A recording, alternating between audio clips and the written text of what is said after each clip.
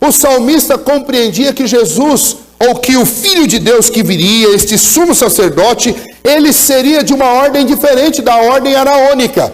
Ele seria de uma ordem que é chamada da ordem segundo Melquisedeque. O que isso significa? Bom, quando nós chegarmos no capítulo 7, nós vamos ver com mais detalhes, porque novamente você vai encontrar essa citação do sumo sacerdócio de Melquisedeque. Mas, para adiantar alguma coisa já, para nós entendermos o que essa designação significa, eu preciso lembrar de Melquisedeque. Quando eu volto à história de Melquisedeque, lá em Gênesis, eu vou encontrar Melquisedeque pela primeira vez nas Escrituras, quando Abraão vai pagar-lhe dízimos, pagar ao Senhor, dízimos, entregando-os nas mãos de Melquisedeque. A situação em questão é que Abraão tinha entrado em Sodoma e Gomorra para retirar o seu sobrinho Ló de lá. E quando Abraão faz isso, Deus é com ele, Deus lhe concede a vitória.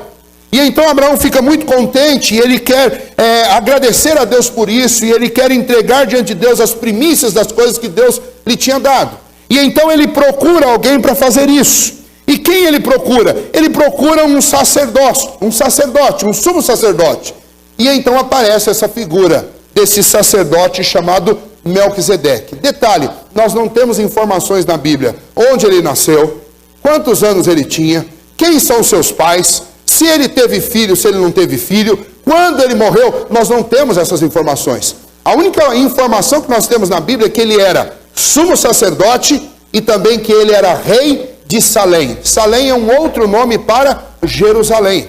Naqueles primórdios muito antigos, lá nos dias de Abraão, a região onde hoje é Jerusalém, aquela região era chamada de Salém, e o texto diz lá em Gênesis que ele era rei de Salém. É isso que nós sabemos. Mas é interessante que esta figura, este personagem não foi esquecido ao longo das Escrituras. Mas lá nos dias dos reis, nos dias de Davi, os salmistas já concluíam que este era um sacerdócio diferente de Arão, e era um sacerdócio estabelecido por Deus. E este sacerdócio, diferente do sacerdócio de Arão, que tinha data para começar e data para acabar, esse sacerdócio não tinha. Porque sobre Melquisedeque não há uma única palavra falando sobre o seu nascimento, nem sobre sua morte. Então o que os judeus concluíam no Antigo Testamento? Que esse sacerdote era um sacerdote eterno, um sumo sacerdote eterno. Concluía-se também sobre esse sumo sacerdote que ele era também rei.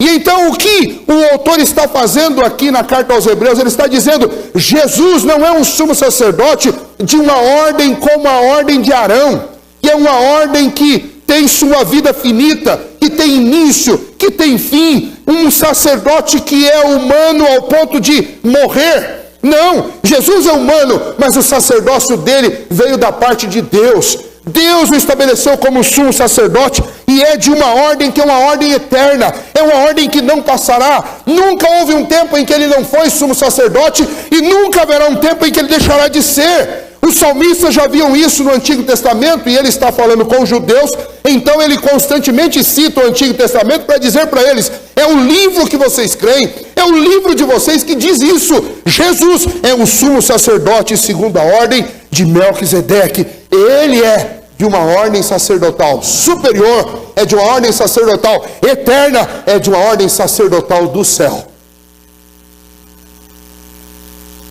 E então, ele está argumentando e mostrando, por que eu não posso abandonar a fé em Cristo Jesus? Porque ele é o último e definitivo sumo sacerdote, que intercede pela minha vida diante de Deus, que faz mediação entre eu e o Senhor. Ainda o versículo, um sexto argumento a respeito do sumo sacerdócio de Cristo. Para ser sumo sacerdote, você precisaria ser preparado para isso. E então, o sexto argumento é a preparação que ele mostra que Jesus passou para se tornar o nosso sumo sacerdote. Veja a partir do versículo 7. Ele, Jesus, nos dias da sua carne, e então está falando no período em que Cristo esteve encarnado antes da sua morte e ressurreição. Ele, Jesus, nos dias da sua carne, tendo oferecido com forte clamor e lágrimas orações. Bom, vamos lá.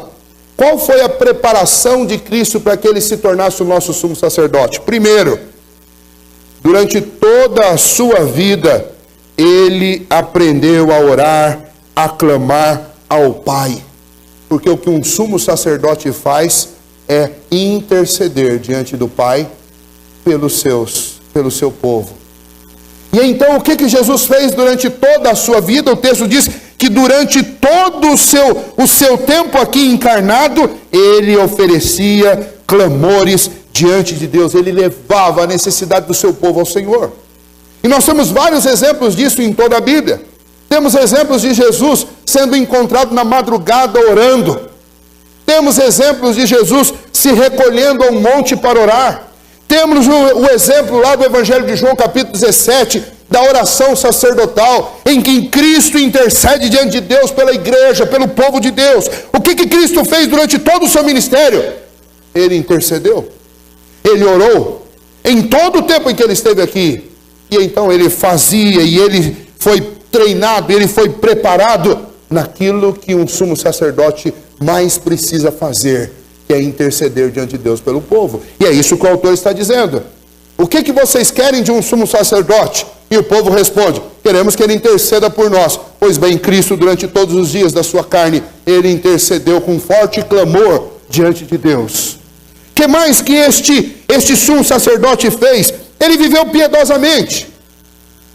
A palavra piedade tem a ver com gente ou com um modelo de vida que se relaciona com Deus. Quanto mais relacionamento com Deus, mais piedoso uma pessoa é. E então nós chamamos de piedosos aqueles que se esmeram, que se dedicam a ter um forte relacionamento com o Senhor.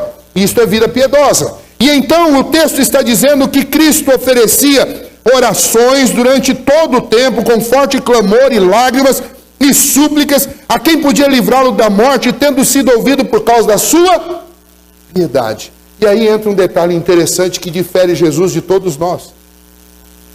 Nós oramos ao Senhor e pedimos que o Senhor atenda às nossas orações por causa do nome de Jesus, porque nenhum de nós tem méritos, tem piedade suficiente para mover o coração de Deus.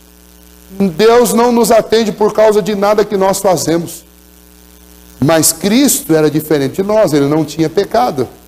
E então, Cristo era ouvido por causa das obras que ele fazia, por causa da sua piedade. Lembrem que ele está aqui encarnado, ele é um homem como nós. Ele é verdadeiramente Deus, mas ele também é homem. Então, diante das suas necessidades e dificuldades, ele precisava da ação de Deus, cuidando, sustentando, provendo para a vida dele aquilo que ele precisava aqui. E como que ele fazia isso? Ele usava uma varinha mágica e produzia as coisas que ele precisava? Não. Ele orava. E Deus o respondia. E Deus o respondia por causa da sua piedade. E Deus responde às nossas orações hoje por causa da piedade de Cristo. E não da minha, obviamente. Mas o ponto é que Cristo era um homem piedoso. Como ele foi preparado para ser sumo sacerdote? Deus o fez um homem piedoso. Ele era um homem de oração e ele era também um homem piedoso.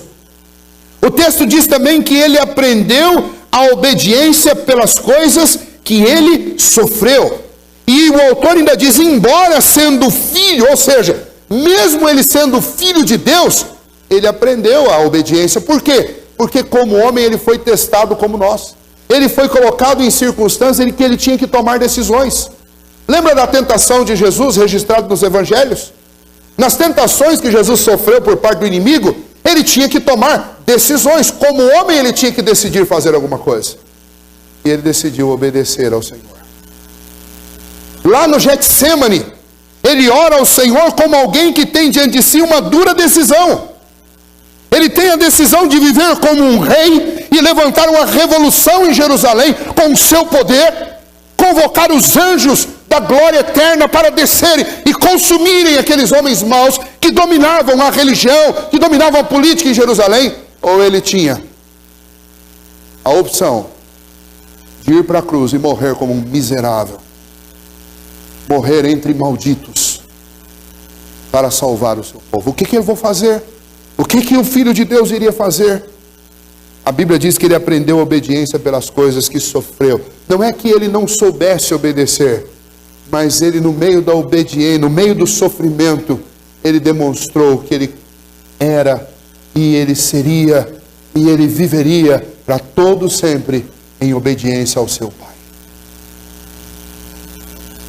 Ele foi experimentado nesses testes todos que nós também somos. Mas ele foi aprovado em todos eles. E por isso o texto diz que ele aprendeu a obediência pelas coisas que sofreu. Eu costumo dizer, e repito isso muitas vezes, que as lições mais difíceis da vida, elas só podem ser aprendidas no meio do sofrimento. E então a palavra obediência aqui vem no mesmo versículo junto com sofrimento, para nos ensinar que se com Jesus a obediência foi aprendida e ele foi testado na obediência pelas coisas que sofreu, vocês pensam que conosco vai ser diferente? Só dá para aprender obediência através do sofrimento. Mas o ponto é que Jesus foi preparado para ser um sumo sacerdote, inclusive aprendendo a obedecer, mesmo sendo ele alguém santo. Ele teve que passar por testes e ele passou e foi aprovado nesses testes. Além disso, o texto diz que ele foi também aperfeiçoado. O versículo 9 diz: tendo sido aperfeiçoado, tornou-se. Vejam só, como aperfeiçoar aquilo que já é perfeito? Bom, Jesus era verdadeiramente Deus, mas ele também era verdadeiramente homem. E na sua humanidade ele foi acrisolado, ele foi testado, ele foi aprovado, ele foi aperfeiçoado. Porque ele realizou aquilo que Deus tinha estabelecido como propósito para a vida dele. Ele travou todas as batalhas que ele precisava travar. Ele viveu todos os propósitos santos de Deus que ele precisava viver. Ele deu todas as demonstrações de amor, todas as demonstrações de perseverança, todas as demonstrações de fé, todas as demonstrações inclusive de dependência do seu Pai. Ele foi aperfeiçoado. E então no final desta conta aparece algo maravilhoso para a nossa vida. E o autor conclui: disso tudo, de todos estes 6 argumentos, o resultado final é que ele se tornou o autor da nossa salvação. É interessante que a palavra traduzida aí como autor da salvação, ela é, na língua grega, literalmente a causa. Foi traduzido aí até de forma poética como autor, porque fica mais bonito, mas a palavra literal aí ele é a causa da nossa salvação. E então o nosso pregador argumenta conosco que Cristo é o sumo sacerdote, porque ele se encaixa em tudo aquilo que se exigia de um sumo sacerdote, porque ele foi preparado para ser um sumo sacerdote, mas finalmente ele é sumo sacerdote porque ele realmente se tornou a causa da minha salvação. É por causa dele, da obra dele, que nós podemos ter esperança de salvação. É por causa daquilo que ele realizou que eu tenho uma chance de salvação para a minha vida. E então o autor conclui dizendo que ele se tornou um autor a causa da salvação eterna para todos os que lhe obedecem, tendo sido nomeado por Deus sumo sacerdote segundo a ordem de Melquisedeque. Então ele conclui dizendo: por causa disso tudo, ele é sumo sacerdote. Ele é sumo sacerdote de uma ordem superior. Ele é sumo sacerdote de uma ordem eterna. Ele é um sumo sacerdote eterno. Ele é o nosso Salvador. É o Salvador daqueles que lhe obedecem. Então vocês não podem abandonar essa fé. Então vocês não podem virar as costas para o Evangelho. Então vocês não podem virar as costas para Cristo. Vocês não podem ignorá-lo, porque não há outro que possa representá-los, que possa interceder por vocês, senão Cristo Jesus. Ele é o sumo sacerdote. Muito bem, qual a aplicação disso para a minha vida? Eu gostaria de fazer 2 pelo menos. A primeira dela tem a ver com a nossa obrigação de apresentar o Evangelho de Cristo Jesus às outras pessoas. Portanto, eu estou falando com você que é cristão, com você que como eu é membro de uma igreja evangélica, para você que como eu já há alguns anos conhece esta fé e tem caminhado nela.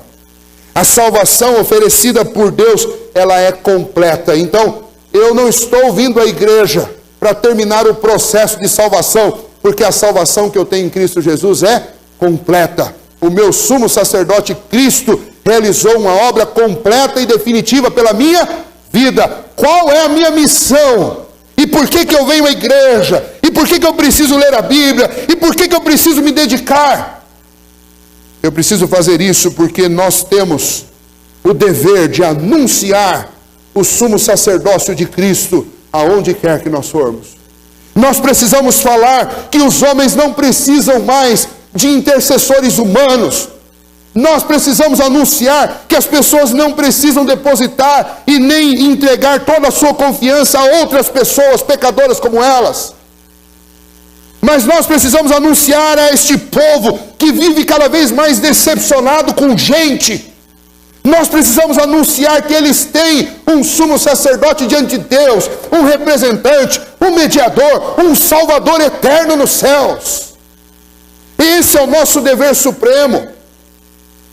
Eu devo fazer muitos amigos ao longo da minha vida, mas eu não posso negligenciar o dever que eu tenho de falar de Cristo, porque nós vivemos num mundo onde as pessoas estão completamente iludidas e enganadas, com uma série de bobagens, de mentiras, de engodos, que são contados dia após dia, por uma mídia completamente desvirtuada, que sequer fala a verdade sobre fatos, quanto mais sobre religião. E então, o meu desafio a vocês, em nome disso que nós acabamos de ler, é que nós façamos de Cristo, nosso sumo sacerdote, o primeiro e principal assunto nosso com as pessoas que ainda não creem em Cristo. Porque nós estamos perdendo tempo demais, falando de uma porção de outras coisas. E o mundo está em colapso. O mundo está em ebulição. O mundo está experimentando tudo aquilo que nós estamos estudando em Apocalipse a respeito do fim. Eu não quero aqui ficar dando uma de garoto Apocalipse ou de senhor Apocalipse. Não precisa fazer isso. Basta que você ligue a sua televisão, você vai ver. Essa semana a gente viu todo tipo de tragédia que você pode imaginar. E para concluir, nós vimos tragédia dentro da nossa cidade, com gente, envolvendo gente da nossa igreja. Os dias são maus e o relógio do Senhor está tocando. O tempo está acabando. E infelizmente nós estamos entretidos com uma porção de bobagens. E perdemos o tempo precioso de falar de Cristo para falar de outras coisas que são irrelevantes. Perdemos o tempo precioso que deveríamos estar aplicados à proclamação do Evangelho, apenas cumprindo agendas que na grande maioria delas são inúteis. E então o nosso contexto é bem diferente do contexto daqueles irmãos lá do primeiro século que estavam sendo perseguidos pelos judeus, mas o nosso contexto, por outro lado, é um contexto muito parecido com o deles, porque é um contexto de oportunidade. Lá eles estavam com medo de permanecer no cristianismo. Aqui nós não estamos ainda com medo de permanecer no cristianismo e temos a oportunidade de anunciá-lo e não estamos fazendo. Vou dizer uma coisa. Quando nós ficamos sabendo de algo muito bom, uma oferta, eu já fiz isso muitas vezes, de entrar no supermercado e ver uma oferta boa, tirar foto e colocar nos grupos de WhatsApp dos meus amigos, para eles irem lá aproveitar as ofertas. Todas as vezes que nós ficamos sabendo de uma notícia muito boa, nós espalhamos rapidamente, ainda mais com os meios de comunicação que nós temos hoje. Eu pergunto, tem alguma notícia melhor do que o sumo sacerdócio de Cristo? A notícia é que eu não preciso oferecer nenhum sacrifício diante de Deus para ser salvo. A notícia é que eu não preciso mudar toda a minha vida para ser salvo. Cristo me recebe como eu sou e Ele já pagou lá na cruz do Calvário por todos os meus pecados. A notícia de que eu não preciso oferecer sacrifício, eu não preciso pagar penitência, eu não preciso de nenhuma condição para ser salvo, exceto crer em Cristo. Tem notícia melhor do que essa? Notícia de que a eternidade maravilhosa, sem choro, sem dor, sem enfermidade, sem morte, é oferecida gratuitamente aos homens. Tem notícia melhor do que essa? A notícia é que se crermos em Jesus Cristo, nós viveremos eternamente andando sobre ruas de ouro. Tem notícia melhor do que essa? Mas nós não falamos dessa notícia. Eu costumo não falar daquilo que o argumento é fraco. Quando eu não tenho argumento para falar, eu prefiro ficar quieto, porque eu não quero apanhar.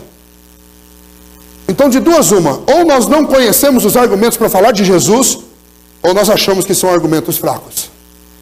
Está aqui um texto da carta aos Hebreus com argumentos muito fortes, que são suficientes para você falar de Jesus para qualquer pessoa.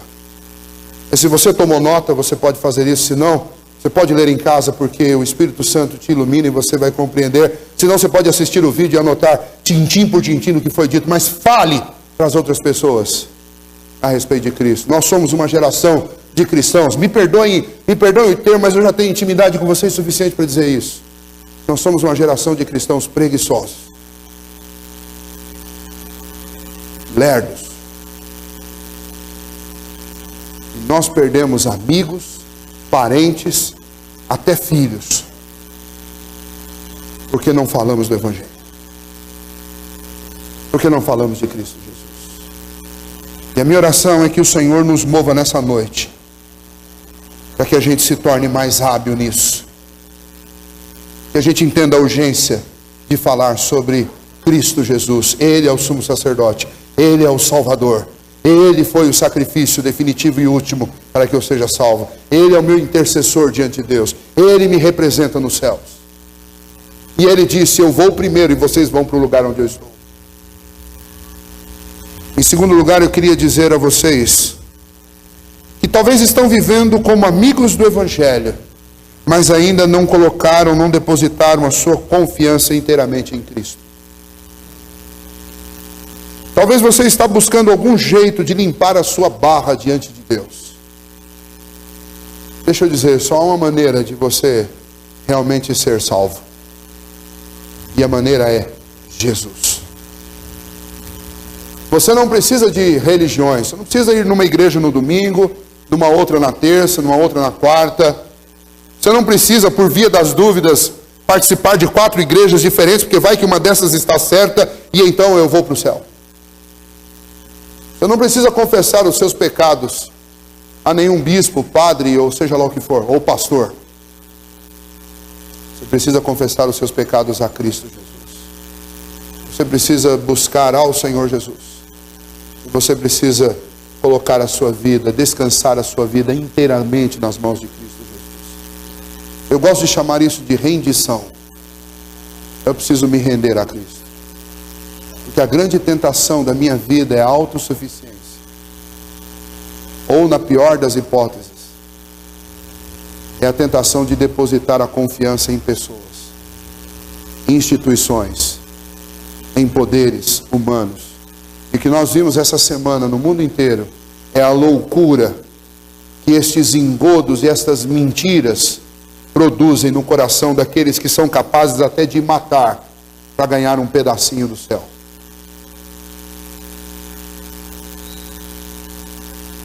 Jesus Cristo disse: eu sou o caminho, a verdade e a vida, e ninguém vem ao Pai se não for